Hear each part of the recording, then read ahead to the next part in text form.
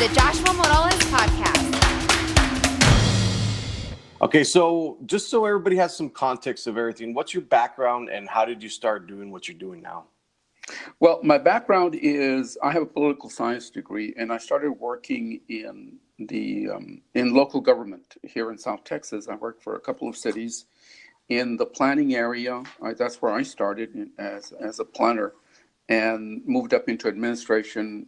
Of course, in a small city, you do a little bit of everything. And part of the other work that developed from that was grant writing. And as a consequence of that, in order to do both the planning and the grant writing, you wind up doing a lot of research. You look at data, you look at history, you look at all kinds of things. For example, obviously in planning, you need to know how many people you have in a given community, what the growth rate is, where the growth is happening. And that is done partly through things like census counts, but then you have more direct things to look at in a city. Things like traffic counts, water meters, how many new subdivisions are coming in, new residential, commercial, and industrial, those kinds of things.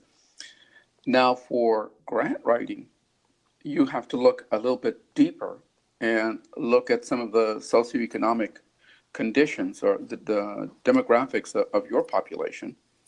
And that's where the more detailed research came in. And I've been doing this now for about 35 years. You get to do different kinds of research for different kinds of purposes.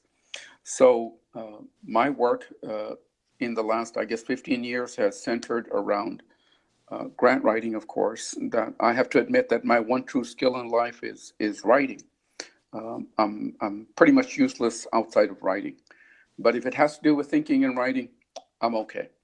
But I've also done, in addition to grant writing, strategic planning, which grows from the planning work I had done before, and then the research that supports both. So those are the three main areas. I also do leadership training and development, but that's a completely different topic. Okay. So the one thing that caught my attention when I was looking through Facebook is I scrolled and I saw one of your posts, and it was an article on the online newspaper that was talking about the numbers here in the Rio Grande Valley are showing a dramatic leveling. Why do you think that we should care about this, or is it a problem here? Well, it's a challenge. I don't know that it's a problem. The population is, let's put a little bit of historical context into this. In the looking at the population, say from 1980 through 2010, it was growing at a pretty fast clip. At one point, we were from 1990 to 2000, South Texas, which includes the four counties, Hidalgo, Cameron, Starr, and Willacy, was growing at about 35 to 40%. That's a huge increase. Oh, yeah. So obviously, if you're growing that fast, all the infrastructure that you need, whether it's schools,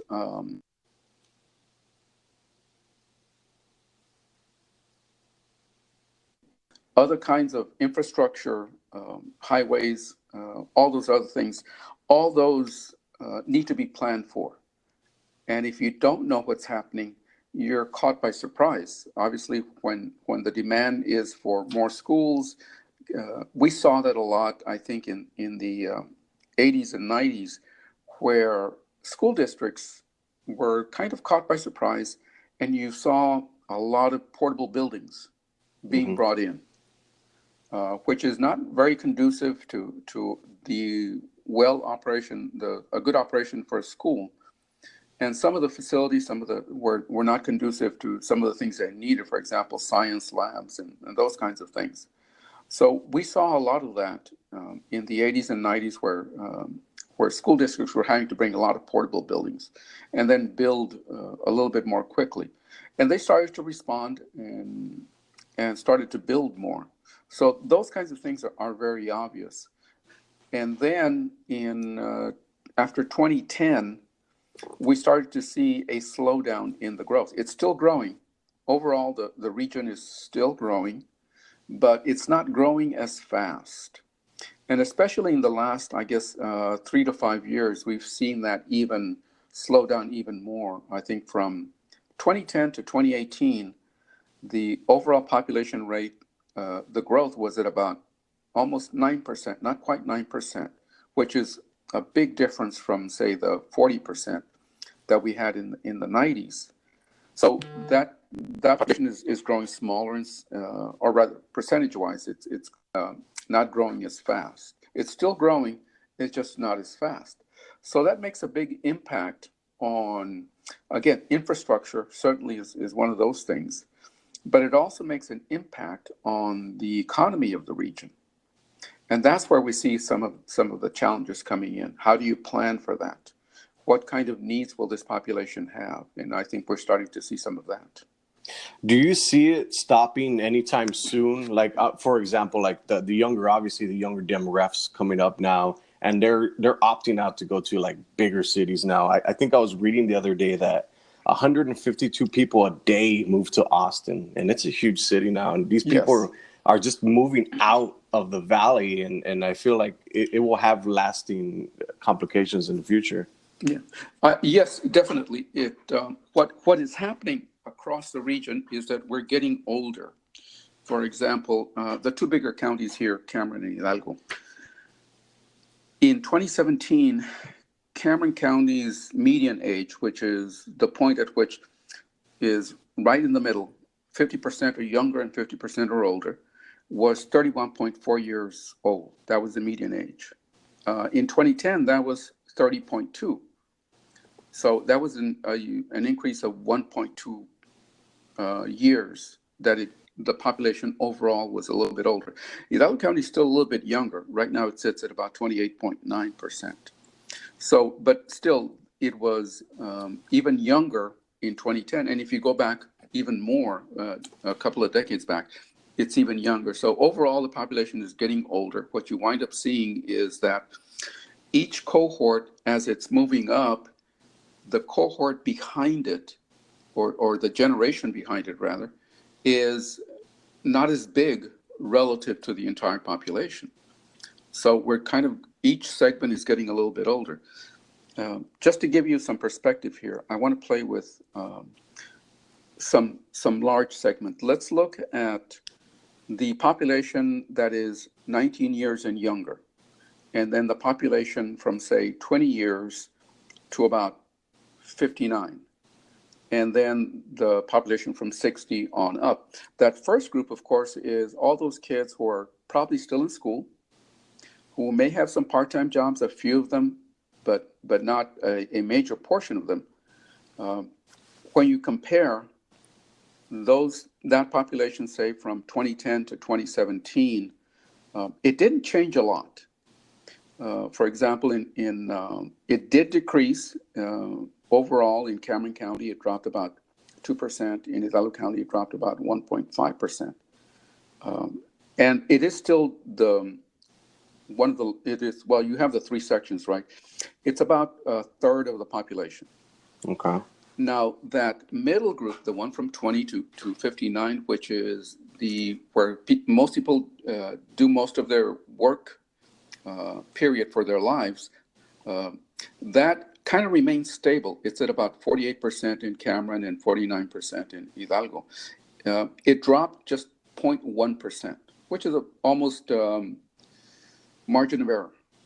So it wasn't a very noticeable drop. So we see that that's pretty stable. But the one that is increasing is that population 60 years and older. That's the only overall population group that is actually growing. It went up 1.5% in Hidalgo County and almost 2% in Cameron County. But let's look a little bit, when you dig a little bit deeper, let's look back at that population, that young population, the ones that high school and on down. Mm-hmm.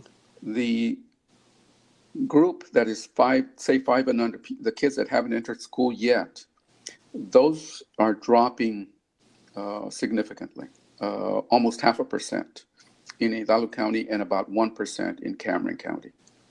So that group is getting smaller, and the the group that's already in high school, or the ones that are already in school, I'm sorry, are also decreasing.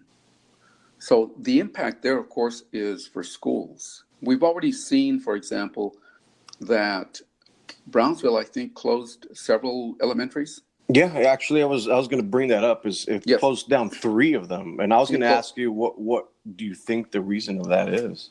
There's a couple of things that are going on. First of all, over Cameron County, where Brownsville is located, is their growth rate is really slowing down. If, in fact, if it does not change within the next 5 years, it looks like Cameron County may start to lose population. Wow.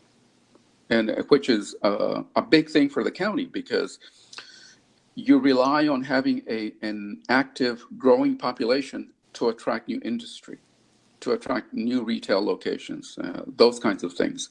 And certainly the school districts pay attention to all of that, because they have to figure out where the population is always moving. It's like an amoeba.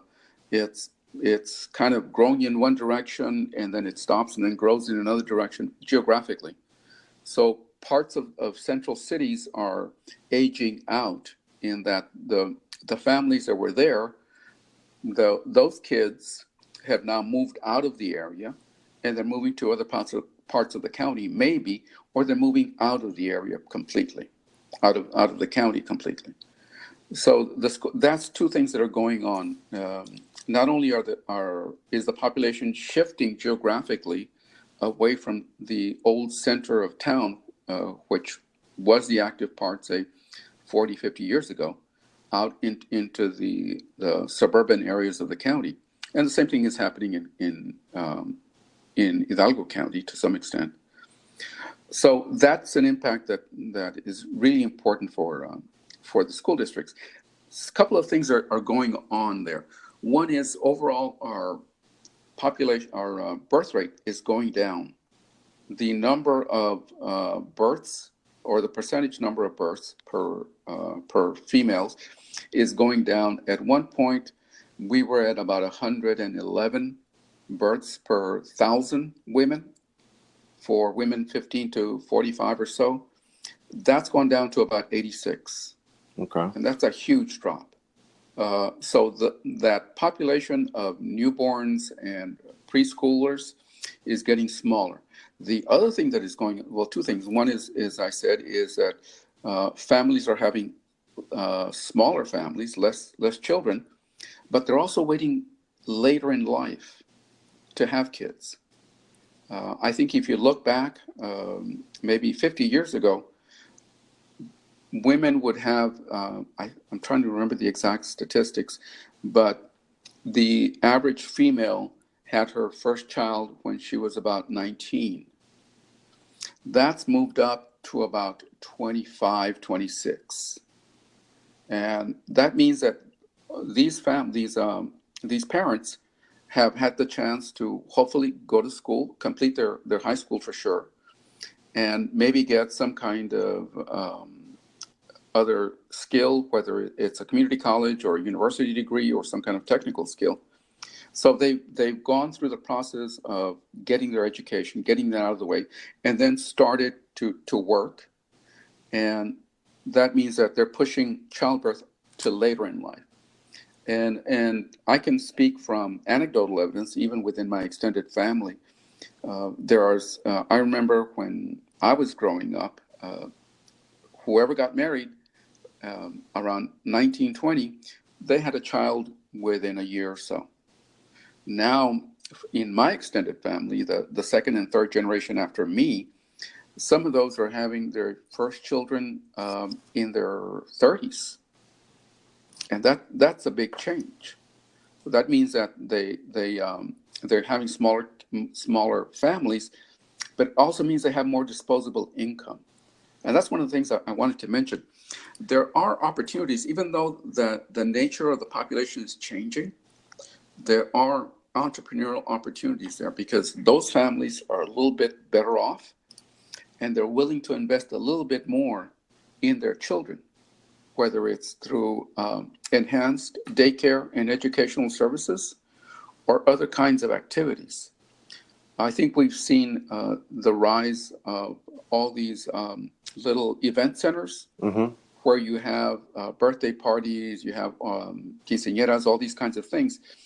That caters to that population because those families have a little bit more disposable income. You've also seen the increase in for example, eating places that cater to kids, Peter Piper Pizza, for example, and I forget the other locations that have similar kinds of things where you take the kids and they get entertained at the same place. Right. So that's something that is that families are willing to spend money on. And they're also willing to spend a little bit more on a little bit more serious education. You've seen the growth of, say, tutoring services, which 50 years ago was very rare. It was a very isolated thing where you had one person, maybe in your city, who did tutoring on a very limited base. Now you have a lot of those services coming in because parents are willing to spend that money. They have a little bit more disposable income and they see the value and need. One of the things that I've noticed, though, is that those tend to be very similar. I'm not going to say generic, but the services they provide are straightforward tutoring. I think there's an opportunity for somebody to look to develop a unique tutoring service that finds a unique angle or a unique service that nobody has brought into this area. So even though that base is getting smaller, there's certainly an opportunity for somebody to look at that market and say, what can we do differently? In the same way that, say, companies like Uber looked at transportation and said, how can we do it differently? It's the same service, whether it's a taxi or a bus or an Uber, you're getting a person from one point to another. The question is, how do you do it? How do you distinguish yourself from everybody else? That's a very interesting take that you talked about the tutoring services doing something completely different. For example, yes. What do you think that would look like? Well, I think you want an enhanced tutoring, one that is very targeted and very focused. One of the things that I've seen is they tend to provide not necessarily a one-size-fits-all, but the availability of very clear diagnostics and prescriptive services and interventions that will target that need. And the other thing that I've seen, completely unrelated to this research, was a rise in the recognition that a lot of students in the elementary area are very behind in their reading. And that seems to be that's across the state. But in the elementaries down here, there are a sizable proportion, I wouldn't say about a third maybe, of those students in elementary are about 1 to 2 grades behind at the reading level. Wow. Which means that as time goes on and they get to upper grades, that gap becomes bigger and bigger. Because it's hard to catch up without intensive intervention. It's hard to catch up just on your own and what the school can offer. Schools are very good about offering tutoring services, but again, theirs is almost a one-size-fits-all. Gotcha. And I think that when somebody looks at that and says, there's a way to teach these kids to read, and that is a fundamental skill. You can't do math, you can't do science, you can't do anything else if you really don't understand the concepts that you're trying to study. Right.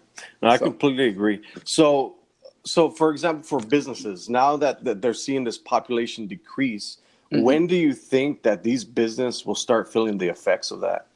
Well, they're already feeling the effect. One of the things that, let me get back to the populations. I talked about that middle group, the ones from 20 to 59. That group is also aging out. And part of the reason that the unemployment rate is low is that if I break that down into 2 smaller cohorts, the ones from, say, 20 to about 39, these are the people who are just getting into the workforce, who are barely trying to pick up their skills and starting to develop a work history or a work pattern. That group that's one group. That's essentially people at kind of at the bottom of the ladder, of the employment ladder. And then the group from, say, 41 to about 59, that 20-year group, those are the ones that are already mature. They've already been in the workforce for a while. They've already moved up into supervisory administrative positions. They've got a good amount of experience. The younger group, which should be replacing that older group, is getting smaller. Although when you bundle them all together, it looks like, well, no, I mean, we have a sizable workforce, and we do, but it's that incoming group, which is where most of the businesses have a hard time finding entry-level people. And these are entry-level. This is the entry-level age group. And you also see, for example, that the ones who are already in their 50s are already thinking about retiring. They're already planning their exit strategy, so to speak. And they're going to age out. They're going to move on. So in the next 20 years, we will lose a lot of accumulated knowledge, group knowledge, and expertise as these people move out of the workforce. And the other thing that happens is that younger cohort, the ones between 20 and 39, are more mobile, and they will switch jobs more frequently than the older cohort. So if they will stay here for a couple of years, if they don't like it for whatever reason, they're not as brand loyal, so to speak. Right. They will look somewhere else. And you also have a good amount of people leaving the area. You have people who graduate with degrees, university degrees and technical degrees, who either cannot find quite the job they want here, or they can find a similar job, but for a higher pay somewhere else, say, as you said, in Austin, San Antonio, Houston, Dallas. Plus, there's also the attraction of there's more. This is as I say, the millennials are more focused on experience. Mm-hmm. So they like an environment where there's more to do. Everybody does. But I think they have a greater propensity for mobility. For them, moving from here to Dallas is not as daunting as it may have been to somebody 50 years ago.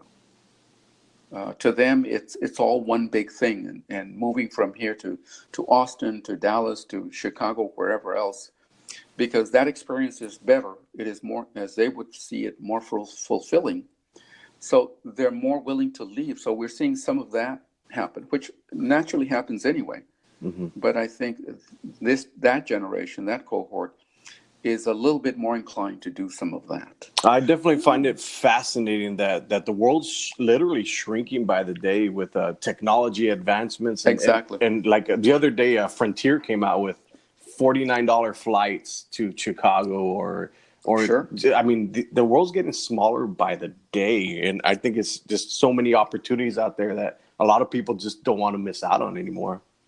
Right, and they see that. I mean, the media makes it so easy to see what else is going on in another city. So let me ask you this: Sure. Neuralink is Elon Musk's plan to integrate humans and computers. So obviously, this is gonna push the longevity of life in the future. So that larger or that older demographic now are gonna start living longer, and of course, the younger demographic are gonna start reaping the benefits once this science is, it works. Where do you see the younger population and the older population going as far as when they start living longer? Let's just say it's going to happen. No, that's already happening. The average, the number of people past 75 is increasing. As I mentioned earlier, those who are 60 and over, that segment is the only one that really is increasing overall. But that group that is 75 and plus is also growing a lot bigger. So you have a bigger cohort there. That means that people are living longer. Our longevity is increasing. Strangely enough, you would think that down here, because it's a low income and minority area, that we would actually have a shorter lifespan. It turns out that no, we don't. We actually have a longer lifespan. That is due to a couple of things. One is the increased availability of healthcare services. The healthcare sector here is booming, which is another opportunity, because that group that is, say, 70, 75 plus, they've retired, most of them, but they're not ready to be sitting on their rocking chairs. Two things are going to happen. They're going to need more healthcare services. It seems like a contradiction, but when you look at our health statistics of obesity, diabetes, heart disease, you would think that that would increase our mortality rates. But the increased healthcare services kind of fights that and prolongs it. But it doesn't necessarily mean that those people who are getting older have a better quality of life. They may be living longer, but some of them, there's a good segment of them that are homebound, that have problems with mobility, need a certain amount of personal care. That segment of the healthcare industry is going to grow just because we're going to have more people in that market. So there's a business opportunity there for somebody who can do two things: either service that market with their physical and healthcare needs, and the other is for that baby boomer generation, the ones that are now hitting retirement. Those people still want to have good lives and good experiences. What services can you provide them? And I'll give you one and a couple of anecdotes here. I know some friends of mine who are now in their mid to late 60s who have sold their house, and they moved into what normally we would call a winter Texan community. Okay. Now they're called 55 and older, for two reasons. One is obviously it's less expensive. They have a small house there, or they're a mobile home, something like that. Plus, those parks cater to them. They provide tours. They take them on visits to different points. They work with travel agencies to take them to casinos, to take them to Vegas, all these things. So those services are geared to essentially do what we do to teenagers. We entertain them. In the same way that Peter Piper entertains teenagers and young kids, those mobile home parks, what we would call winter Texan parks, entertain those older people. They provide opportunities for them to have relationships, to have arts and crafts, to have hobbies, to do volunteer work, and to travel and enjoy. So if you can find a service that can do that for those people who are hitting that age group without necessarily living in a retirement community, I think there's an opportunity for that also. That's interesting. So you're just segmenting that portion of the audience and just catering to that very niche market pretty much. Yes. And there's already some of that. There's a couple of companies that cater to that. So you just have to be a little bit creative and find out what experiential services can we offer them that nobody else is doing down here. That's pretty interesting. So let me ask you this.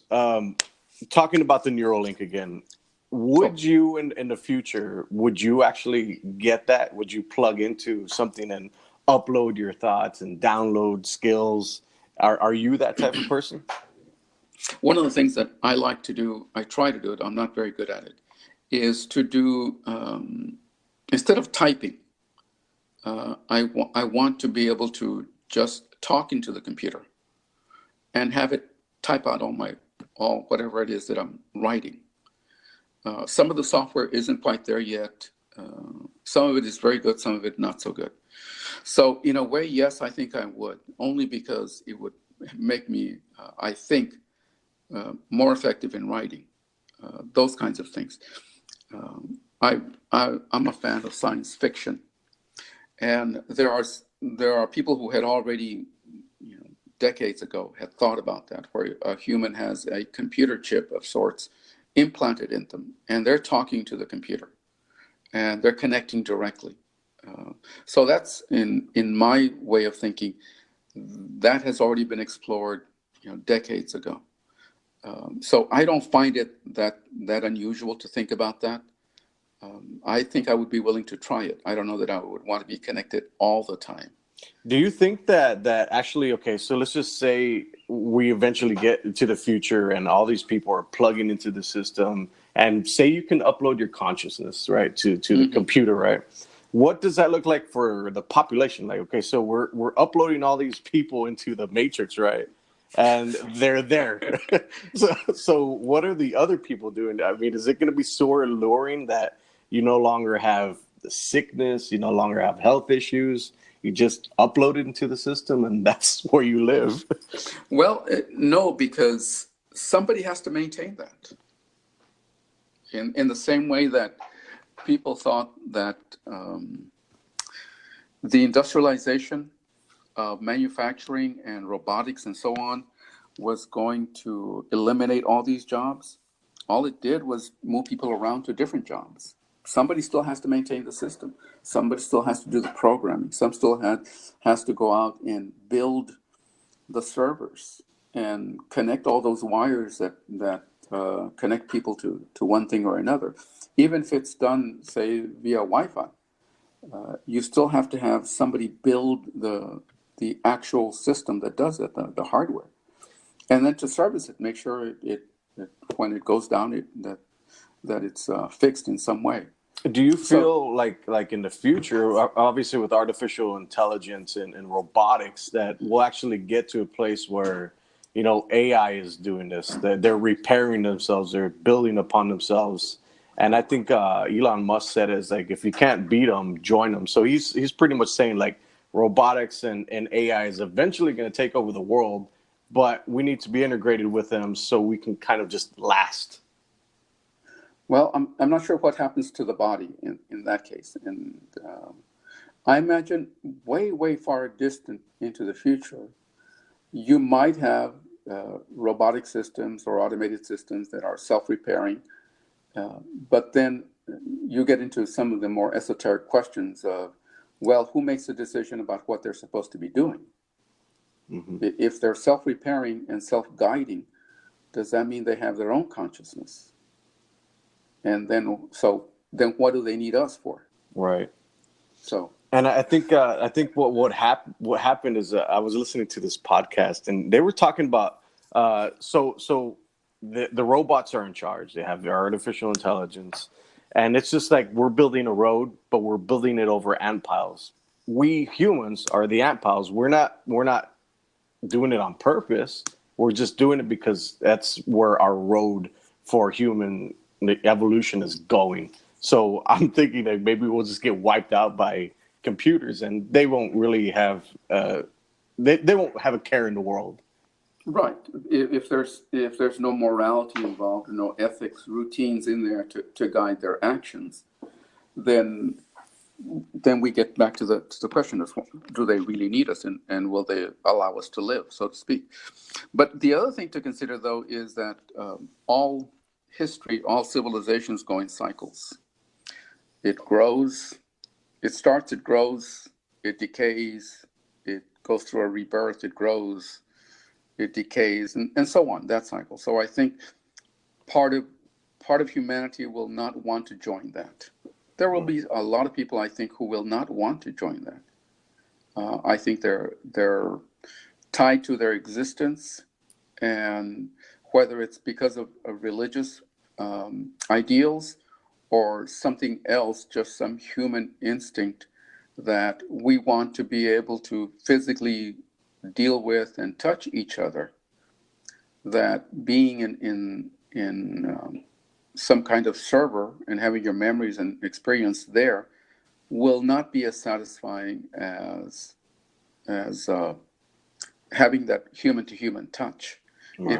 It reminds me of the Woody Allen film where he had gone far into the future, and people were used to, for example, having sex in a machine, and then when they were exposed to actual human touch, it was very different for them.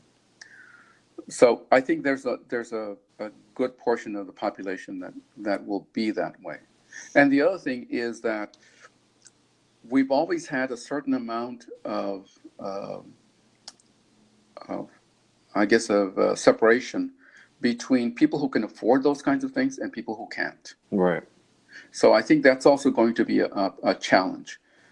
We've never been able to quite get over the disparity between the rich and those who are not so rich. And then on the extreme, those in utter poverty. So what happens to them if Right. they can't afford to do that for themselves? Does that mean they get left out and it becomes a small group of people who get the benefit of having their consciousness live forever and those people don't?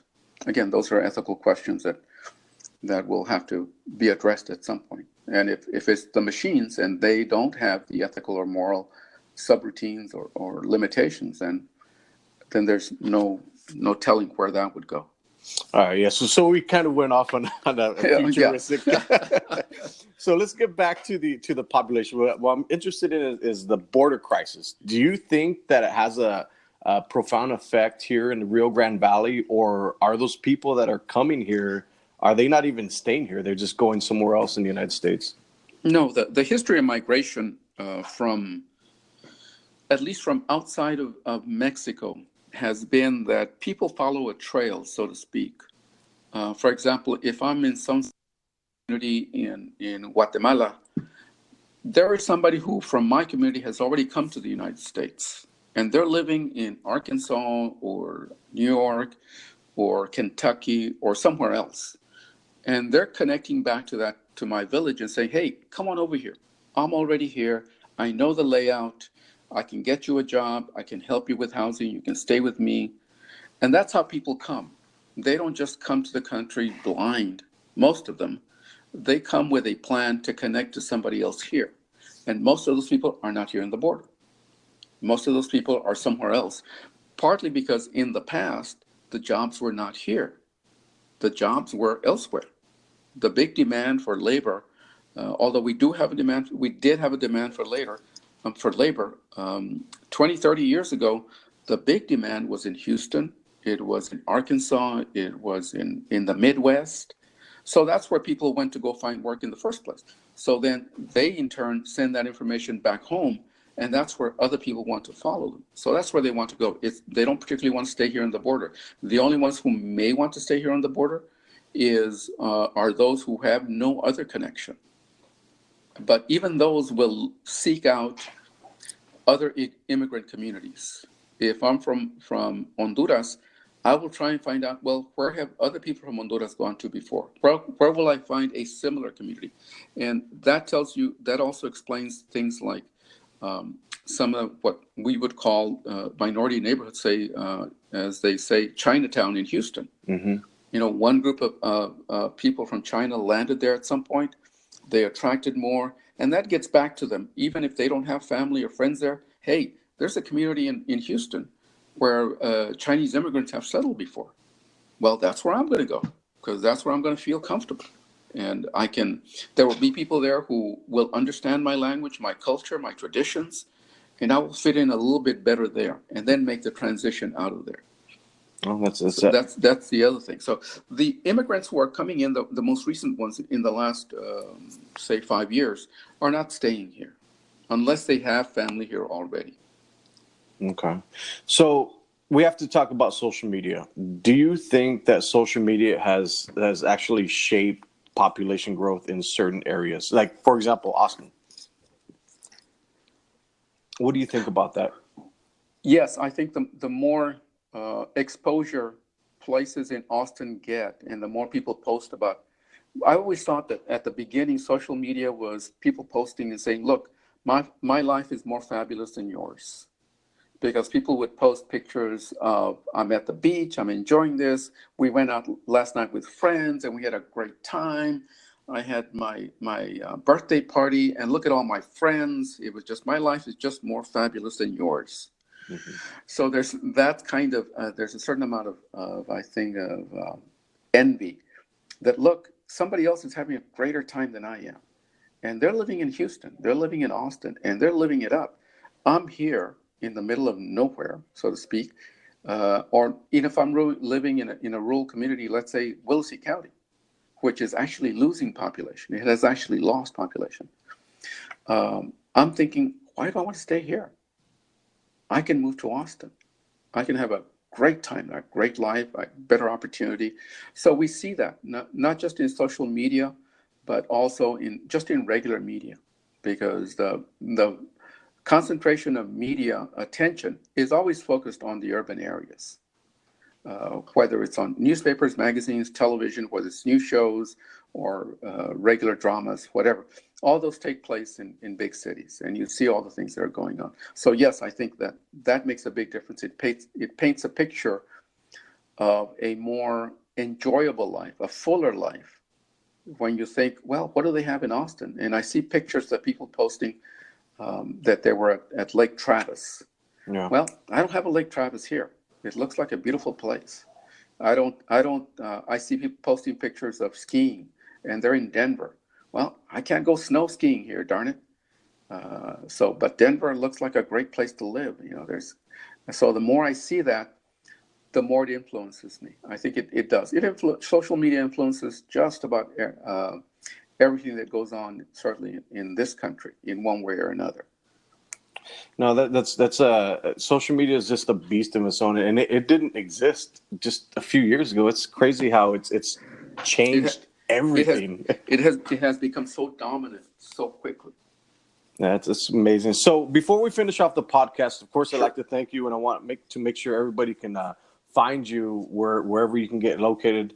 But what has been your most startling discovery you have made so far in all your years of your expertise? What has been the most startling thing to you? Gosh, in respect to what? And anything in life. The reason I made this podcast is I used to have it was marketing and advertising, but right. I'm really interested in people's thoughts, how they live their life. So just in your collective knowledge and your life experiences, what is the one thing that's been the most startling discovery for you? For me, it has been the realization that, and it has changed my perspective in how I do this. And strangely enough, it came when I was at the university, that the idea kind of grew and formulated itself, is that life, everything in life, everything we do, from breathing to waking up to going to work to marriage to having kids to being an entrepreneur to running for politics to sitting around and watching TV, everything is tied to relationships. Everything we do, we do it because of the relationships in our lives. And I've narrowed it down in general to 5 relationships. One is, and the one you can never get away from is your relationship to yourself. How do you feel about yourself? What do you think about yourself? We always have that internal dialogue. Oh man, I shouldn't have done that. I shouldn't have said that. You know what? I'm glad I did that. I'm glad I did that, or I'm happy about this. I'm happy about that. We have that internal dialogue constantly in our minds. The second one is you and your family, and that evolves over your life. The next one is you and your friends, from when you start having actual friends, say in your elementary years, all the way through your to the end of your life. Our relationship with a God, if you believe that, and even if you don't, that's kind of a negative relationship. And then your relationship to the rest of the world. Everything you do, and I'll give you a quick example. I like doing certain money, not because I like the money and not because I can eat the money, but because it plays a big role in how I feel about myself. Obviously, the more money I earn, the more successful I feel and the more accomplished I feel. But I also want to provide for my family. And I want my sons to see me as a successful person. And I want my wife to feel that, she married somebody who is good, a good provider and successful and doing good things. I want to nurture that relationship, obviously. Relationships. I wanted my parents to be proud of me. And I want people in the community to look and say, hey, there goes Arnoldo Mata. He's successful. He must be doing something good. So even something simple as getting a job is a function, is impacted or driven by the relationships in life. So that's my short. I appreciate your honesty, man. So before we finish up the podcast, I want to make sure that people can find you in any of your channels. So please drop where people can find you if they have any questions or any comments or anything. Sure. My email address is Arnoldo, ARNOLDO, .mata, MATA, @hotmail.com. They can also go to my website, arnoldomata.com. And the website for my data work, my research work, is rgvdata.com. Awesome. And they can find me on Twitter and Facebook and the library, different places. Awesome, Arnold. I appreciate your time. I appreciate your insight, and You're welcome. And I appreciate your honesty, especially those tips that you gave us at the end about your life experience. That I find that as gold for me. So I appreciate your time again. Okay, thank you. Welcome to the Joshua Moroles podcast.